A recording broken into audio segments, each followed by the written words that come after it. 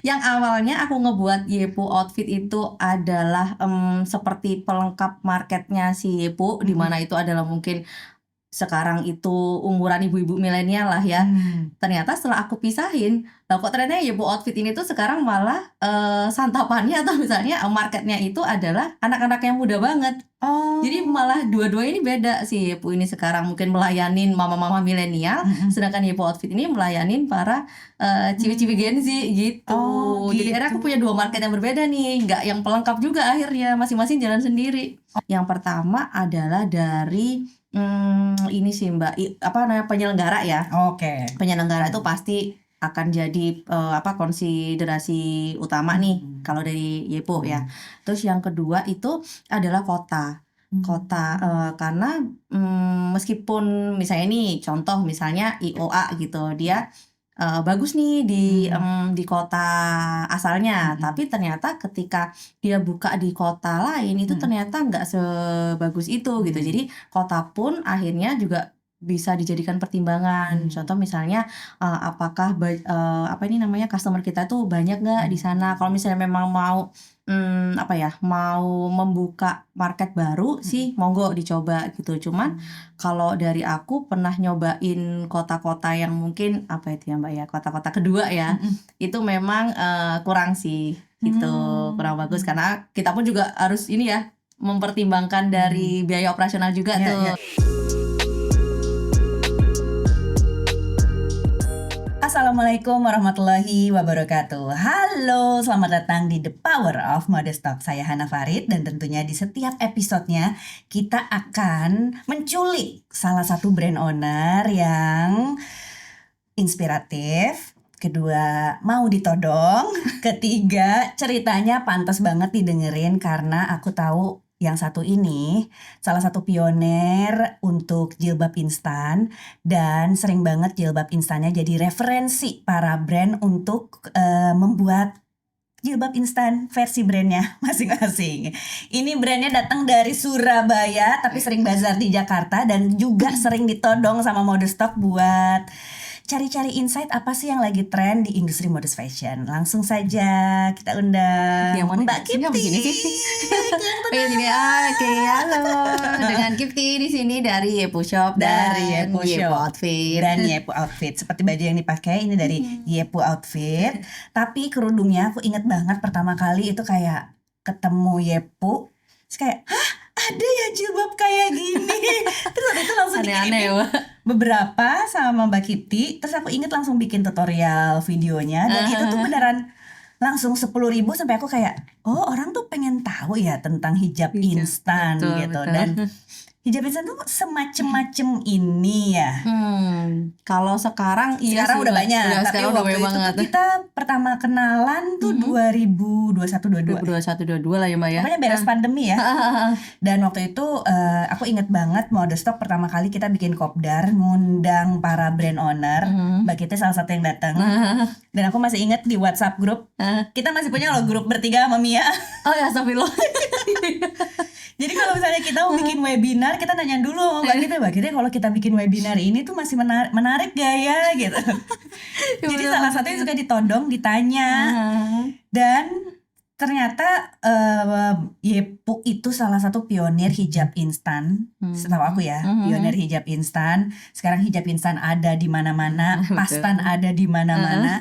Waktu awal memulai brand Yepu di 2017, kan itu hijab instan dan pastan dan bergo itu dianggapnya kuno. Betul Mbak. 2017 ya. 2017 itu memang sebenarnya sih waktu 2017 dulu ini aku boleh langsung cerita tadi ya. Nah, jadi awal dulu kami pun juga nggak langsung hijab instan nih Mbak. Jadi kami kan awalnya ini ya apa namanya, ngelihat tren dulu nih apa sih sebenarnya sekarang tuh yang lagi tren gitu, terutama di hijab. Kalau dulu kayaknya 2017 itu awal-awalnya masih banyak yang pasmina biasa, apa sih dulu plan 1, plan 2 gitu-gitu loh Mbak, ingat nggak? Jadi produk pertama yang dikeluarin itu tetap pasmina tapi karena dulu kan emang di tahun 2017 itu kan kayak orang masih kencengnya sama pasmina kan dulu 2017 nih. Terus tapi juga ada juga yang pakai segi 4 gitu. ya, Nah, aku sih merasa 2017 justru mulai segi 4. segi 4 banget Segi dan 4 banget ya? printed segi 4 gak sih? Iya Kalau ya. di Surabaya mungkin berbeda. Iya ya. Mungkin terbelakang sekitar beberapa Atau tahun. justru ke depan. Enggak sih, Bang. Selalu Surabaya selalu ke belakang sih. Oke, Nah, jadi 2017? tuh kami awalnya kayak bikin yang biasa dulu nih, maksudnya yang nggak instan gitu ya, yang Oke. biasa-biasa gitu kan. Terus aku ngelihatnya kayak makin ini loh, makin red ocean gitu loh kalau yang nggak instan ini, kayak orang tuh dulu kan yang namanya supplier kain tuh kan kayak kita tahu loh ini aja gitu kan ya. Jadi tuh aku taunya dulu kayak orang sekalinya si supplier A ini tuh ngeluarin bahan ini itu kayaknya semua brand sama. gitu kan pakai bahan yang sama, tinggal diganti aja jadi pasmina atau jadi segi 4 gitu kan. Terus mungkin dulu karena aku bukan brand Jakarta ya, jadi kayak sama supplier ini tuh kayak dikasih sisaan-sisaan doang gitu loh Mbak, ya kan, kayak misalnya dianak-tirikan ya. iya, karena misalnya kayak sisaannya dari brand ini, dari brand itu, ini Kak ada sisaannya, jadi kayak kadang warnanya juga nggak lengkap lah, kadang pokoknya menurut aku, sedangkan aku kan pemilih warna banget ya, jadi kayak waktu itu kayak gimana ya caranya kita nih bisa stand out nih meskipun nggak dapet nggak dapet bahan yang lagi dicari-cari sama brand-brand yang udah dapet duluan nih di Jakarta. Nah akhirnya aku coba pikir-pikir apa ya kira-kira bisa jadi beda ini kita dan bisa kita bisa dilihat lebih dibanding yang lain. Akhirnya aku pikir oh yaudah coba kalau misalnya kita bikinnya instan aja gitu kan. Cuman memang waktu itu aku pun sendiri nih memang bukan anak instan gitu dulu, jadi kayak Jangan-jangan dari dulu pemakai ini juga di segi square. 4, iya. Jadi awal dulu tuh kan memang suka pakai segi 4 ya. Sampai sekarang pun aku juga suka pakai segi 4 gitu lah. Lah waktu itu aku pikir gimana nih caranya orang tuh kalau pakai segi 4 biar gampang. Nah, ini adalah apa nih produk pertama aku dulu Mbak, itu adalah segi 4 instan. Yang cuman sebenarnya itu bahannya adalah bahan yang bukan bahan rebutan gitu, maksudnya bahannya itu adalah bahan yang biasa aja, yang kita yang udah banyak dijual di banyak supplier kain, tapi supaya beda ya akhirnya aku instanin tuh pertama kali, cuman segi 4 aja terus dikasih ini apa nih namanya Jahitan gitu. di dagu gitu. Tapi bahan juga bahan apa ya dulu Paris pertama kali? juga Enggak, kayak dulu gini. pertama kali itu kita bahannya bahan tau gak sih Mbak, bahan diamond. Itu lebih diamond Italiano zaman dulu banget. tipisnya tuh kayak tipis Ceruti Baby Doll gitu, bahan diamond. lebih tebel malah. Oke. Jadi dia tuh kayak lebih tebel, malah lebih kaku, tapi dulu orang-orang tuh suka gitu. Jadi akhirnya aku pakai itu tuh pertama kali. Jadi aku bikin dua nih, ada yang bener-bener simetris kanan kiri, ada yang nggak simetris kayak gitu aja nih dulu pertama kalinya. Jadi pertama kali bikin produk tuh bukan pasmina instan ya, malah square instan. Betul, segi 4 instannya gitu Mbak. Karena tadi kebalikan, aku memang suka nih. Jadi aku tuh dulu waktu bikin produk selalu kayak aku mau nggak sih pakai produk ini gitu. Karena aku memang awalnya kan memang orang yang nggak suka pakai instan nih. Gimana caranya aku orang yang nggak suka pakai instan ini tuh mau pakai produk yang sebenarnya dia itu instan gitu, makanya aku coba Jadi itu cuma gini doang. Orang kalau misalnya gitu terus diikat kan kayak gak kelihatan nih kalau lagi pakai instan gitu, karena dulu kan memang stigmanya ya orang kalau pakai instan tuh ibu-ibu gitu kan, yang kayak ketinggalan Bergo itu ibu-ibu mau pengajian doang gitu. Ibu haji gitu ya, nggak apa-apa, bagus ibu haji kayak gitu sih. Jadi kayak pengennya yang apa ya, lebih modern aja gitu, lebih muda ya. Dan sampai sekarang kata positioningnya Yepo tuh muda banget loh. Dari talentnya ya, dari semuanya. Terus sampai akhirnya aku mau seriusin nih di segala hal kerudung instan gitu. Instanan itu ya Mbak. Itu tuh kita juga dapat momen juga sih Mbak waktu itu, terutama waktu pandemi ya. Waktu pandemi dulu kan kayak orang tuh pada males bukan pada males ya, nggak bisa keluar gitu kan, nggak bisa gampang keluar. Terus kayaknya kalau mau keluar itu pengennya langsung simple aja, cepet-cepet aja. Terus kayak baju semuanya kan pengennya langsung dicuci gitu kan. Jadi maunya yang gampang, nggak mungkin pakai yang kayak pasmina yang digaya-gaya kayak gimana gitu kan. Nah dari situ aku malah waktu itu Yepu sangat berkembangnya itu adalah waktu pandemi, karena di situ kami ngeluarin banyak produk-produk yang apa ya, yang mudah dipakai, kayak bergo-bergo kita waktu itu banyak keluarnya di waktu pandemi itu Mbak gitu. Terus kalau misalnya yang setelah pandemi ini sih kami selalu ngelihatnya dari ini, misalnya nih kan sekarang ini ya, mungkin kalau setelah pandemi orang-orang pakai instan itu udah normal, udah mungkin udah rada di ini ya, udah kalau dulu kan kayak orang pakai instan tuh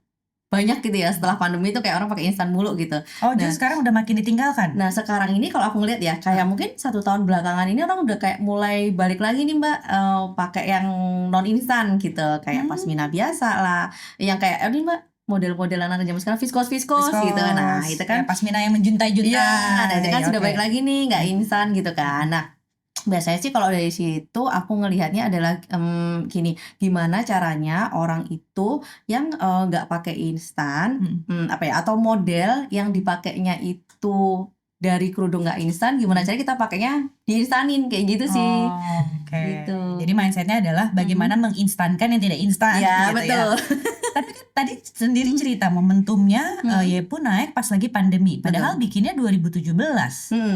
Jadi kan sebenarnya agak jauh tuh ya, 2020 lah. 2020 ya. Jadi 3 tahun itu. 3 tahun itu bikin produk nggak langsung wush gitu kan. Enggak sih, waktu momen-momennya apa aja tuh? 2017 itu kami dapat momen banget yang waktu ini segi 4 instan itu tadi kan. Segi 4 instan itu ada kayaknya kami tuh bertahan dengan itu sebagai hero produk itu mungkin sekitar 2-3 tahun deh.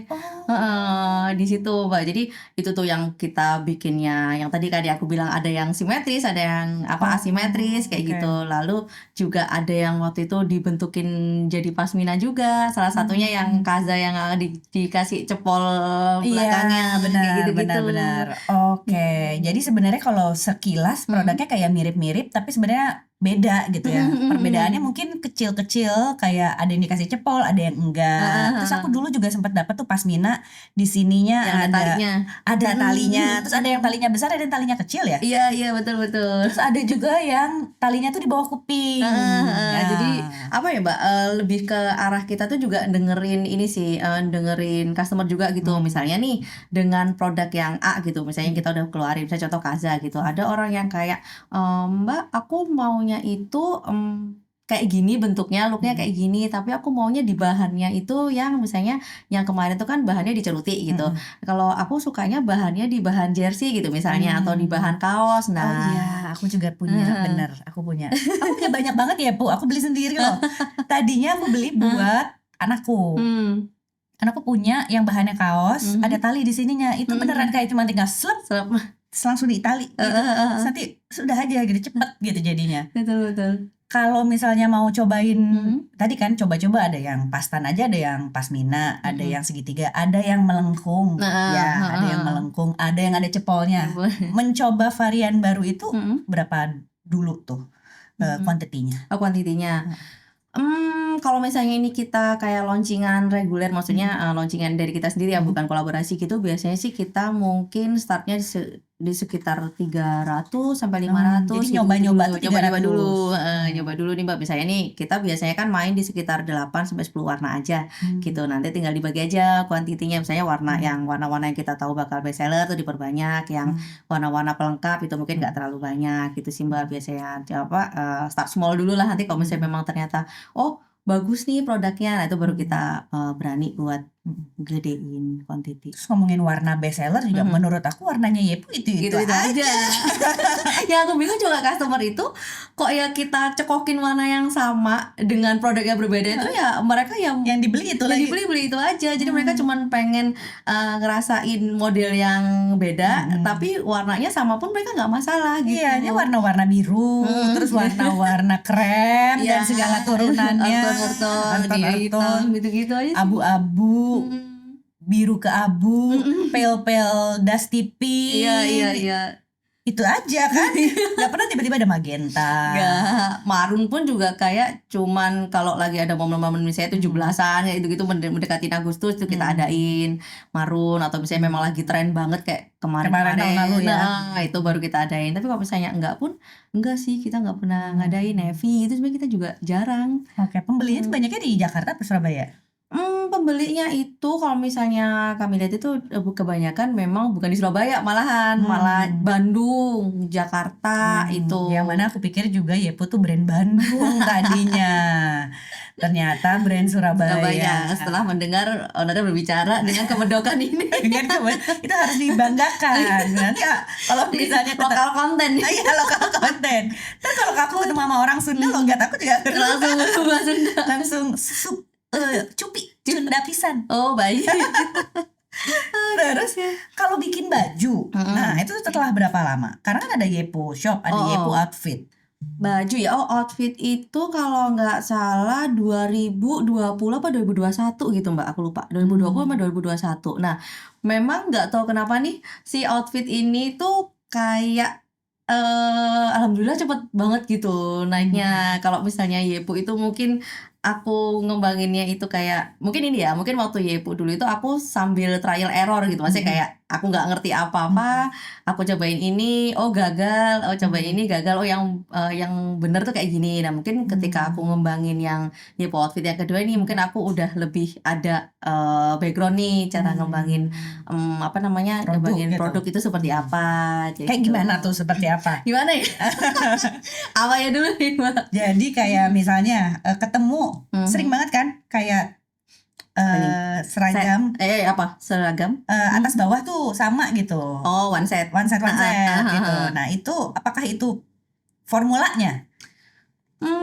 Dulu tuh di awal sebenarnya nih aku bikin Yepo outfit itu sebenarnya adalah ketika aku dulu kan ada offline store kecil-kecilan gitu kan Mbak di Surabaya. Nah karena dulu itu tipenya kan zaman-zaman 2017 sampai 2020 tuh kan yang tipenya kita kalau upload sore besok pagi udah nggak ada barang gitu kan, jaman-jaman keemasan itu ya. Nah jadi itu yang namanya toko ini tuh kosong. Ya gimana nggak ada barangnya kan, jadi kita apa namanya open order habis, jadi orang ke toko tuh kayak nggak ada barangnya sama sekali. Nah di situ aku iseng awalnya kayak gimana ya caranya supaya di toko offline kami ini tuh ada isinya gitu. Nah aku iseng-iseng bikin kayak baju-baju yang bisa buat ditempatin di toko, kayak cuman dikit-dikit aja, kayak waktu itu sistemnya masih white label gitu, kayak beli produk terus dilabelin gitu atau ngejahit sendiri? Ngejahit sih Mbak, karena kebetulan kan aku juga ada konveksi. Nah jadi aku ngejahit waktu itu, tapi ya cuman kuantitinya kecil ya, karena penjahit aku juga rata-rata kan penjahit hijab, jadi yang kayak Mas minta tolong dong bikinin yang kayak gini, yang sederhana-sederhana aja gitu. Terus akhirnya udah tuh kita jualnya waktu itu juga lewat story-nya Yepu Shop. Jadi kayak kalau lagi nggak ada aktivasi open order hijab, itu kita jualan baju di story gitu kan. Dan itu tuh akhirnya rame juga tuh Mbak yang di story, orang order baju, kayak kita nyediain kayak dulu tuh apa namanya per model tuh cuma 12 gitu kan. Itu cepet gitu kan. Dan akhirnya kita kayak gimana kalau kita kembangin lagi nih. Cuman waktu itu aku mikirnya kalau digabung sama Yepu, aku takutnya orang tuh bingung ini sebenarnya si brand ini tuh jualan apa sih, baju apa kerudung gitu kan. Dan aku juga takutnya fokus akunya pun tuh juga jadi padahal nambah beban nggak ternyata dengan dua akun? Dengan 2 akun. Nah ini nanti ada ceritanya juga nih. Jadi awalnya gitu kan, akhirnya nih aku kayak yaudah aku pisahin aja gitu biar orang-orang nih bisa fokus. Yang satu memang fokus kerudung, yang satu memang fokus baju gitu kan. Udah nih Mbak, aku kembangin nih dua-duanya gitu kan. Dan ternyata jeng ada plot twistnya. Yang awalnya aku ngebuat Yepu outfit itu adalah seperti pelengkap marketnya si Yepu, di mana itu adalah mungkin sekarang itu umuran ibu-ibu milenial lah ya. Ternyata setelah aku pisahin, kok ternyata Yepu outfit ini tuh sekarang malah santapannya atau misalnya marketnya itu adalah anak-anak yang muda banget. Jadi malah dua-duanya ini beda. Si Yepu ini sekarang mungkin melayanin mama-mama milenial, sedangkan Yepu outfit ini melayanin para ciwi-ciwi Gen Z gitu. Jadi akhirnya aku punya 2 market yang berbeda nih, nggak yang pelengkap juga akhirnya, masing-masing jalan sendiri. Yepu Shop dan Yepu outfit. Jadi justru kalau misalnya persepsinya si kerudung Yepu Shop itu audiensnya Gen Z, mungkin itu adalah cipratan dari Yepu outfit ya. Saling apa ya Mbak? Akhirnya saling bertukar saling bertukar customer nih antara Yepu Shop sama Yepu outfit gitu. Tapi dari 2 itu yang lebih berat dan secara produksi lebih banyak yang mana?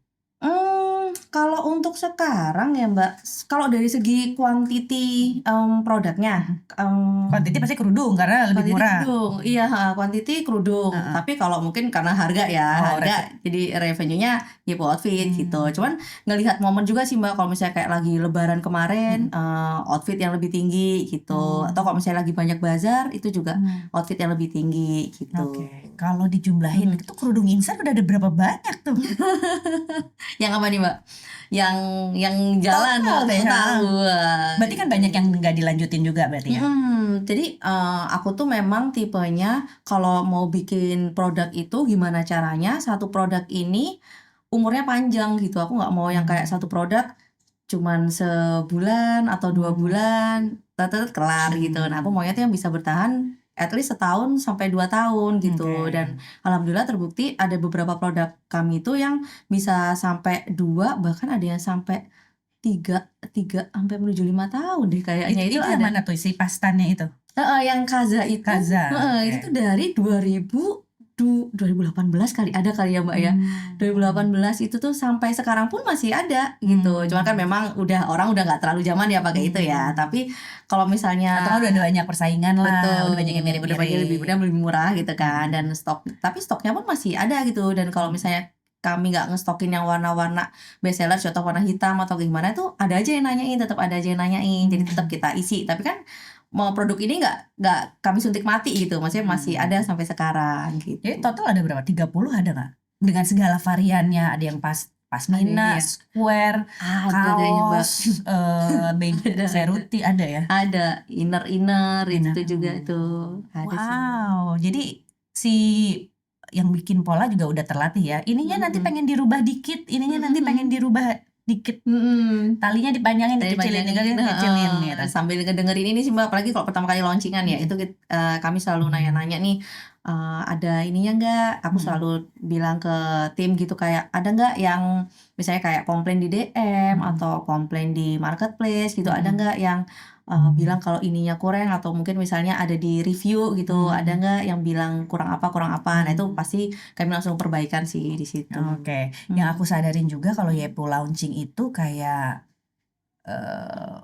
satu produk ini itu terus satu produk ini gitu terus gitu ya, benar ya?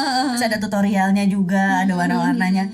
Itu formula yang ditemukan along the way gitu, atau ditemukan dari awal. Oke, belajar dari brand yang sudah ada sebelumnya. Kalau mau jualan di e-commerce tuh cara launchingnya seperti ini. Sebenarnya itu lebih ke kemarin aku ini sih Mbak, pengalaman sih ya, pengalaman gitu. Soalnya kalau misalnya nih kita terlalu sering ganti-ganti produk itu, apalagi misalnya dalam 1 bulan produk barunya bisa sampai 3 sampai 4, itu aku pernah nyoba juga gitu. Kayak lagi banyak nih ide di kepala, semuanya mau dikeluarin nih dalam 1 bulan 3 sampai 4 new product gitu.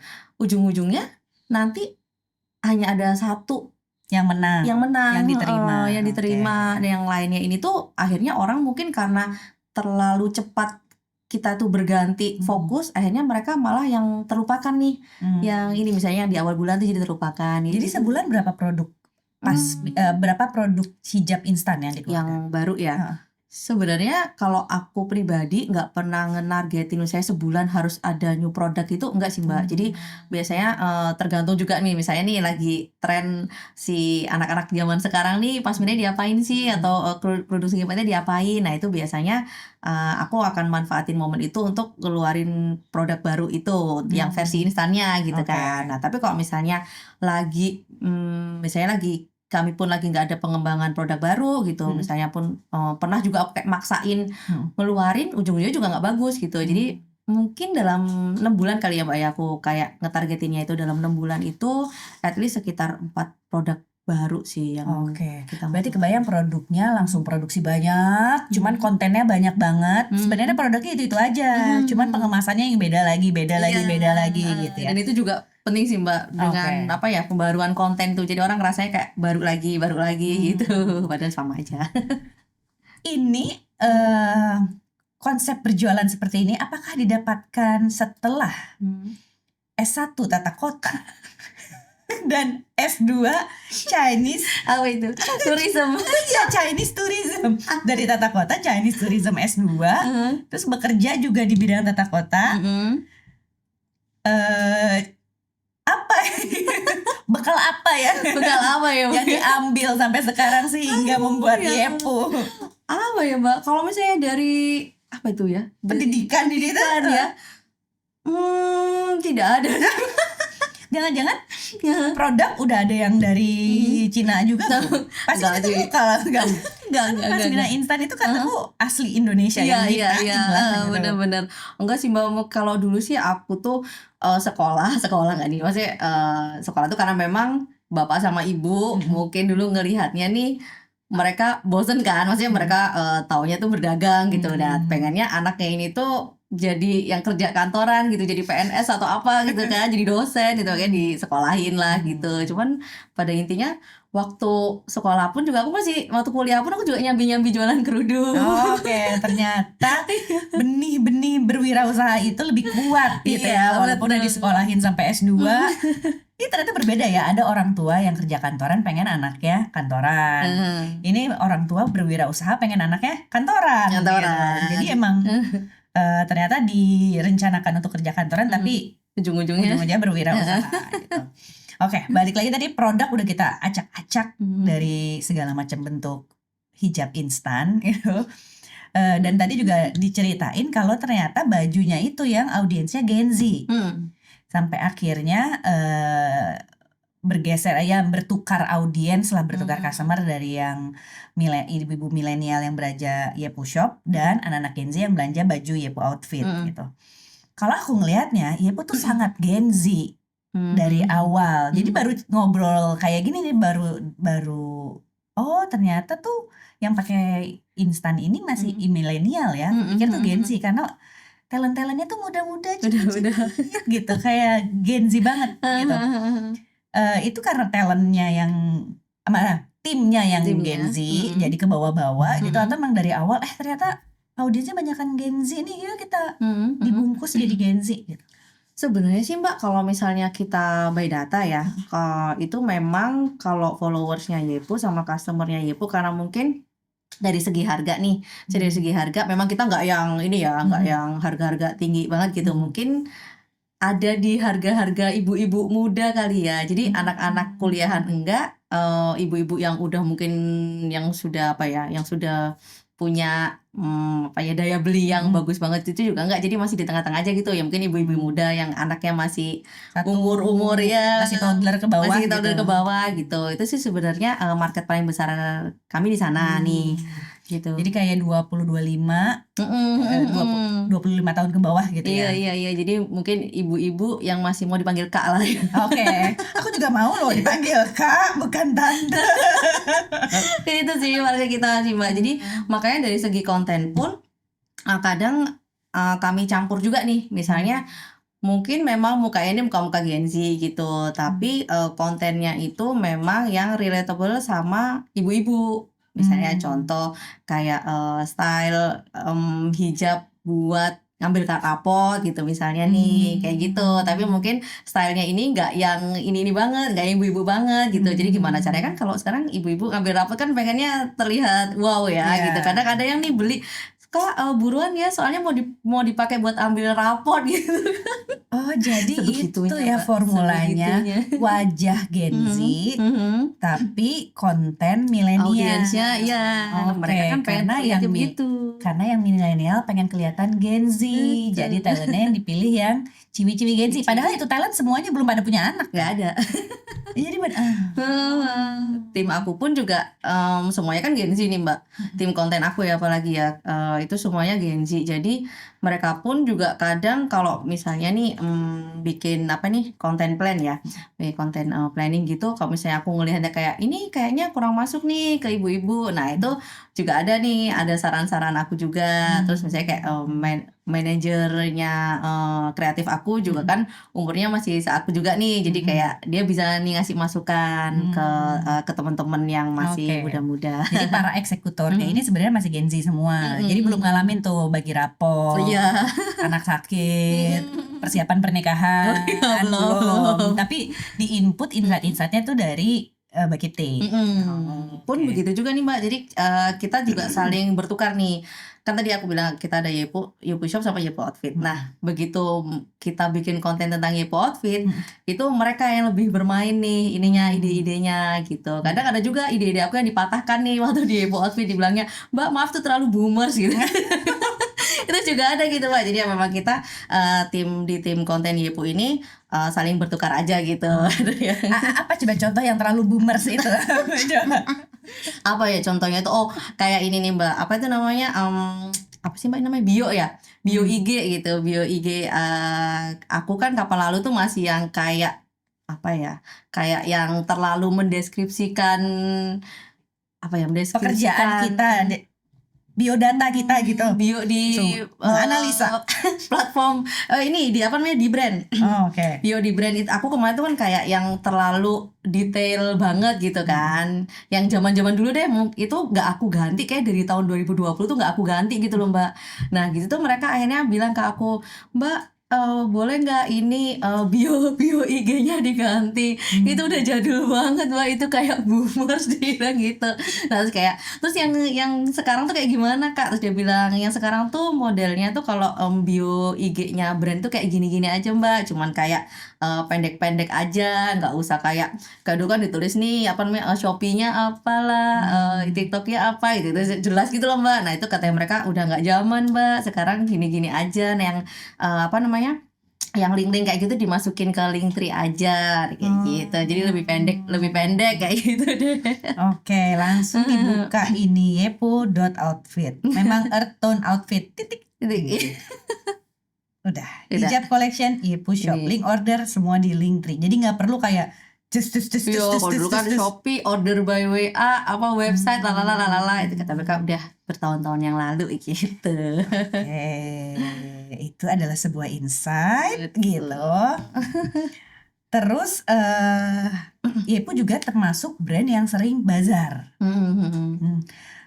Buat brand yang jualan tadi launching aja ternyata 6 bulan cuman paling 4 produk. Berarti kan produknya tuh udah banyak, cuman dikemas baru, dikemas baru gitu. Plus juga itu secara online, plus juga rajin ikutan bazar. Nah, tips dari Yepo yang sering ikutan bazar, apa aja sih yang harus dipertimbangkan? Dipertimbangkan ini dari segi brand ya berarti memang ya. Yang pertama tuh kalau dari sisi cuan sih yang lebih penting. Berarti gimana caranya para brand ini tuh memilih event yang cocok gitu ya berarti ya. Oke. Kalau dari aku nih Mbak, kita tuh mulai aktif bazar itu dari 2023 ya, yang mulai yang kayak sebulan itu minimal sekali nih ada ikutan event bazar gitu. Itu yang pertama adalah dari ini sih Mbak, apa namanya penyelenggara ya. Oke. Penyelenggara itu pasti akan jadi konsiderasi utama nih kalau dari Yepo ya. Terus yang kedua itu adalah kota karena meskipun misalnya nih contoh misalnya IOA gitu, dia bagus nih di kota asalnya, tapi ternyata ketika dia buka di kota lain itu ternyata nggak sebagus itu gitu. Jadi kota pun akhirnya juga bisa dijadikan pertimbangan. Contoh misalnya apakah apa ini namanya customer kita tuh banyak nggak di sana. Kalau misalnya memang mau mau membuka market baru sih monggo dicoba gitu. Cuman kalau dari aku pernah nyobain kota-kota yang mungkin apa itu ya Mbak ya, kota-kota kedua ya, itu memang kurang sih gitu, kurang bagus karena kita pun juga harus ini ya mempertimbangkan dari biaya operasional juga tuh. Orang yang gitu. jaga SPG. Betul, kita di sana juga harus ada apa nih angkutan segala macam. Nah itu juga dipertimbangkan. Kalau misalnya kotanya mungkin nggak terlalu nggak terlalu banyak market kita di sana, lalu biayanya terlalu besar, dan kalaupun mau dipakai untuk ajang coba-coba itu biayanya terlalu besar, mungkin bisa dipertimbangkan lagi nih mau ikutan apa enggak gitu. Terus yang ketiga tuh dari segi kesiapannya kita sendiri sih. Kesiapan kita sendiri yang pertama, kadang di event yang sama tapi lokasi eventnya berbeda, itu produk bestsellernya itu juga bisa akan berubah juga gitu Mbak. Contoh nih misalnya Yepo di GI, lalu Yepo waktu di mana nih namanya Pondok Indah di PIM gitu ya, lalu misalnya di Bandung. Nah itu ketiga tempat ini tuh bisa beda-beda padahal mungkin penyelenggaranya itu sama gitu. Saya contoh penyelenggara A ada di 3 tempat. Itu bisa beda-beda nih. Misalnya yang di GI itu customer-nya kebanyakan yang kantoran apa. Kalau di BIM mungkin lebih ke arah apa ya keluarga gitu. Kalau di Bandung lebih ke teteh-teteh yang suka warna-warna yang gemes-gemes kayak gitu. Itu bisa beda-beda juga gitu Mbak. Jadi Coba data sih. dari pengalaman bikin bazar yang high spender tuh ibu-ibu di mana sih? Yang high spender ya. Yang nggak nawar, karena kan katanya bazar tuh paling sebel kalau ditawar terus. Oh iya pasti. Jakarta sih Mbak tetap. Jakarta. Spesifik mau? Spesifiknya adalah GI. GI. Justru GI bukan Pondok Indah. Pondok Indah, aku nggak bisa ngebandingin langsung ya karena memang ini karena kan eventnya harus sama ya, maksudnya kayak aku harus apple to apple gitu. Kalau misalnya dari eventnya sama, lalu kemarin misalnya contoh game lokal di sama-sama di PIM gitu, karena kemarin mungkin lagi Ramadan itu orang kayak cenderung nggak nawar sih Mbak gitu, Iya, cenderung karena nggak nawar. momen juga. Iya, Oke, gitu. jadi pertimbangan untuk ikut bazar buat teman-teman yang mau ikutan bazar, satu penyelenggara. Jadi kayak sebelumnya udah pernah bikin event sebesar apa, gimana historical eventnya, penyelenggara. Kedua tempat ya, Kotanya. Ketiga tadi Kesiapan dari kita kesiapan sendiri. produknya. Kesiapan produknya. Keempat harus 5 nih. 4 ya. Keempat berarti kalau aku sih ngerasa itu dari ini sih, kalau misalnya data kita harus punya data.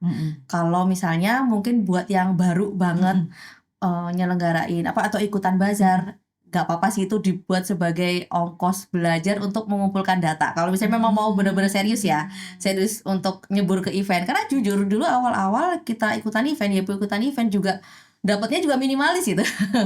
Apa revenue-nya juga minimalis ya, simply karena kita masih nggak tahu kayak kita punya produk online itu banyak gitu ya.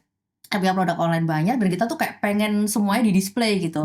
Nah itu juga jangan sampai juga tuh, itu adalah jebakan atau apa namanya jebakan dari kita sendiri sih. Pengennya kita ngedisplay semua produk dan jadinya penuh, orang jadi nggak fokus gitu. Nah ketika kita mungkin sudah 1-2 kali bazar dan akhirnya kita tahu orang-orang itu ketika bazar itu sukanya tipenya yang kayak gimana. Misalnya contoh kalau di Yepu nih ya, itu tuh harus ada sesuatu yang attract mereka dulu karena bikin mereka stop dulu. Nah, karena yang tadi aku infoin ya, mungkin Yepu ini di Jakarta ini bukan top of mind gitu. Jadi kalau misalnya nih kita kayak tadi ya Mas kita gitu Mbak, kalau misalnya mungkin brand-brand lain yang udah jadi top of mind, mereka akan share di online-nya mereka, di IG-nya mereka, kita lagi ada event di sini loh, dan orang akan berkumpul gitu untuk kedatengin. Nah, beda sama Yepu, mungkin Yepu tidak melakukan itu, tapi kita akhirnya melakukannya itu dengan kita punya satu hero produk yang memang hero produknya ini ada di bazar, yaitu produknya sebenarnya manset ya. Produknya itu adalah manset. Warnanya itu warna-warna basic, tapi itu banyak dalam artian kita punya misalnya dress tanpa lengan, dress panjang, lalu misalnya kutungan aja, lalu tangan panjang dan macam-macam. Nah itu tuh ketika orang ngelihat displaynya itu dengan warna-warna yang banyak dan tipenya juga banyak, mereka langsung attract gitu, langsung kayak oh itu apa ya. Dan itu kan produk basic ya, maksudnya manset orang hijab nggak berhijab dan berhijab pasti akan tetap butuh. Orang iseng-iseng apa ya, orang cuman iseng-iseng pengen lihat-lihat aja, toh harganya juga murah gitu kan. Jadi orang tuh akhirnya nyoba ini manset kita dulu, mansetnya warnanya cakep, bagus, terus akhirnya mereka tertarik juga untuk ngelihat displayan yang lain gitu. Jadi harus ada apa ya, satu apa anchor kali ya Mbak ya, anchor display yang kalau misalnya hook itu hook ya, hook display hook apa hook display atau udah pokoknya yang bikin orang tuh langsung belok dulu deh gitu. Orang suka mikir kalau display harus bikin display yang bagus. Orang mikirnya adalah mix and match manekin. Padahal nggak melulu tentang manekinnya, stylingnya, tapi juga bisa mengkomunikasikan bahwa ini tuh sesuatu yang lu pasti akan butuh karena kita punya sekian warna gitu ya. Jadi, dari apa tuh ya Mbak ya, color apa tuh Mbak namanya, lupa. Iya, jadi maksudnya yang bikin mereka tertarik adalah dengan si variasi warnanya itu yang banyak, dan bahwa ternyata produk basic bisa jadi hook display gitu ya. Itu apa juga kita bisa gitu. Ini ya Mbak, apa namanya istilahnya apa? Hook display hook. Oke. Terus ada lagi nggak nomor 5? Nomor 5 ya. Posisi influencer. Atau harus harga gitu di tengah-tengah ini murah gitu. Kalau misalnya influencer, dulu awal-awal ya seperti tadi aku bilang kan Ibu juga belajar ya. awal-awal tuh juga nih karena ngelihat kayak kayaknya kayak brand-brand gede itu pada undang-undang influencer loh kalau lagi ada event ikutan nih Mbak. Influencer datengin gitu kan. Gak tau di kami sih kurang, di kami ya. Cuman mungkin di beberapa brand itu works gitu. Cuman kalau di kami itu jujur karena gini sih, aku ngelihatnya orang misalnya nih influencernya baru uploadnya anggaplah di paling cepet di hari pertama atau hari kedua gitu bazar. Sedangkan tahu sendiri ya algoritma sekarang kan bisa ini muncul seminggu kemudian, bisa ini muncul beberapa hari kemudian yang dimana eventnya tuh udah beres gitu kan. Ya aku nggak mungkinin sih, pasti akan ada efeknya gitu. Maksudnya dalam artian mungkin mereka akan jadi belanja online. Tapi kan yang kita butuhkan ini tuh adalah aktivasi ketika itu event bazar. Jadi aku akhirnya malah bingung nih ngitungnya works nggak sih sebenarnya ngundang influencer. Jadi di kami udah berhenti sih untuk ngundang influencer itu gitu. Jadi kami lebih fokusnya ke pemilihan produk yang ada di situ. Jangan semuanya mau di display, jangan kita tuh egois mau semua produk kita ada di sana. Jadi kita harus tahu dulu datanya apa aja yang best seller, udah pajang aja di situ yang best seller. Orang-orang itu rata-rata juga akan membeli yang best seller itu gitu. Apa itu Mbak? Hukum Pareto ya bahasanya gitu. Oke, menarik. Itu tadi kita udah ngomongin, ini aku langsung penasaran nih ngebukain si basic ini. Sejauh mana sekarang itu, apalagi kalau yang online ya, sejauh mana kita itu kalau yang jualannya di bazar masih harus bergantung sama virality di online. Misalnya, lagi rame ngebahas tentang sore, jadi harus bikin kontennya sore gitu. Lagi rame ngebahas apa ya yang sekarang lagi rame? Ya, aku takut diketawain nih kalau misalnya aku kamengger. Ini ya berarti konten ya. Harus ngikutin tren apa enggak gitu. Tapi itu tuh efek gak sih ke bazar gitu? Atau enggak? Jangan-jangan kalau mau bazar itu bikin sesuatu yang tren 3 bulan sebelumnya gitu. Enggak sih Mbak, enggak tahu ya. Di aku sih enggak sih. Kalau mungkin kalau untuk konten-konten online itu iya, cuma kalau untuk konten di bazar enggak sih kayaknya. Jadi kalau bazar tuh fokus aja sama apa yang terjadi di bazar ya. Jadi kalau misalnya online itu adalah kemakannya belanja di e-commerce, di website sendiri gitu. Sementara kalau di bazar ya udah untuk di bazar gitu.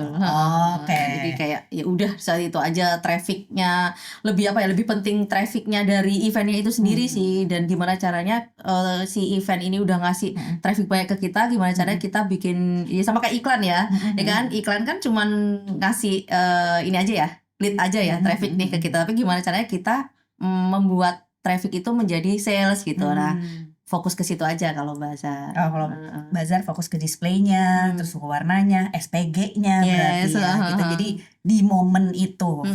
Jadi kalau misalnya mau di boost-nya di online ya itu mungkin efeknya lebih berasa ke e-commerce-nya gitu. SPG pakai baju yang lagi kita mau jual itu juga sangat-sangat ngaruh, apalagi nih di di event-event yang marketnya tuh ibu-ibu. Contoh Hijab Fest ya. Hijab Fest itu kan marketnya sangat ibu-ibu banget ya. Itu tuh kalau misalnya ada yang baju kepengen aku jual nih, aku awal-awal kan mesti jaga ya, maksudnya jaga tuh pengen lihat aja nih gimana. Itu aku pasti selalu pakai baju yang aku lagi pengen jual gitu. Pengen jual banyak gitu maksudnya di event itu. Ya udah aku berdiri aja di situ, silakan Ibu gitu. Mau kayak tetehnya kayak gini kayak gimana. Itu mereka sangat-sangat mudah terinfluence atau terpengaruh dengan apa yang orang pakai gitu dibandingkan di manekin. Gitu Mbak Kipti kalau nggak bicara memang teteh-teteh sih. Apa? Beneran loh. Mbak Kipti kalau diem teteh-teteh. Baru lah ngomong beda. Langsung lah. Ini orang Mbak. Bukan teteh-teteh. Are Surabaya. Oke, pertanyaan penutup. Untuk karena Yepu adalah trendsetternya hijab instan. Amin. Kasih bisikan dong tren hijab instan 2026. Apalagi mau lebaran, pasti udah mau siap-siap. 2026 ya. 2026 masih 2025. Iya. Tapi udah Agustus, udah agak miring tuh kalau udah lewat tengah ya. Udah persiapan Ramadan belum? Persiapan Ramadan sudah diangan. Sudah diangan. Iya. Itu adalah permulaan. Ide-ide itu. 2026 ya Mbak ya. Kalau untuk hijab nih untuk lebaran ya. Kalau aku sih Atau emang melihatnya. trennya tuh nggak bisa sejauh itu? Jangan-jangan cuma per 3 bulan kalau kerudung. Kalau hijab itu iya sih Mbak, karena apa? Kemarin kalau baju itu kita bisa ya ngelihat nih dari jauh gitu. Kalau misalnya ini berhubungan dengan Ramadan ya, berhubungan dengan apa ini Mbak, peak season gitu, itu kita bisa. Tapi kalau hijab itu aku ngelihatnya karena dia itu adalah produk pelengkap. Nah, itu tuh akan mengikuti nanti yang lagi tren di bajunya itu seperti apa gitu. Contoh nih, kalau misalnya nanti ketika kita bisa ngelihat ketika apa nih baju-baju Ramadan itu mungkin kebanyakan yang brokat-brokat gitu. Mungkin ya, siapa tahu balik lagi ke brokat gitu kan. Ke les-les Iya gitu ya. gitu, ke les-les gitu kan. Nah, nanti berarti kita harus mengimbangin hijabnya ini yang tipenya yang polos-polos aja gitu. Nggak terlalu ada apa nih namanya Mbak? Mungkin ada manik-manik segala macem itu yang akan kita lakukan gitu. Tapi kalau misalnya nih beberapa tahun ke belakang kan lebih ke polos-polos ya, bener gak sih Mbak? Atau mungkin motif? Enggak ya, lebih ke arah polos sih kalau aku bilang ya. Sekarang kayak mulai Polos tapi instan. Sekarang enggak, mulai bajunya. bajunya. Bajunya kan sekarang kayak orang-orang lebaran pun lebih suka pakainya yang polos-polos gitu gak sih Mbak? Kayak contoh linen polos gitu. Nah itu mungkin akhirnya kita bisa ngikutin hijabnya itu adalah dengan yang pakai variasi gitu. Misalnya dibordir atau kayak gimana gitu sih. Jadi kalau aku jujur lebih akan melihat tren tren bajunya.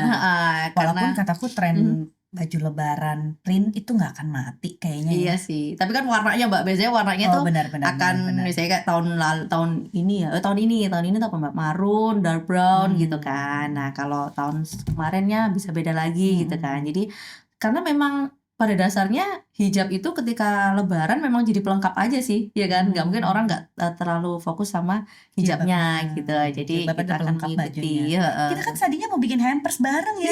Terus nggak jadi. Lupa loh ya Allah. Iya loh Mbak. Kita bikin nanti tahun depan ya. Oke. Tapi intinya masih selalu ada selalu ada peluang untuk menemukan tren hijab instan yang baru ya. Masih pasmina apa square nih? Sekarang ya Mbak. Kan lebih pasmina sih sekarang. Pasmina. Balik lagi pasmina. Balik lagi sih, muter aja. Pasmina terus polos. Terus Tikman ada kan hijab pedal pop apa sih itu Mbak yang ada ininya warnanya? Ya gradasi gitu ya. Gradasi hijab pedal pop nggak tuh? Pedal pop. Ini tuh bilangin namanya hijab pedal pop Mbak. Gitu. Oh iya gradasi. Warnanya sembur-sembur gitu kan. Sembur nggak tuh ya Allah coba. Kalau himar pernah bikin gak sih? Himar ini kan syar'i juga lagi naik.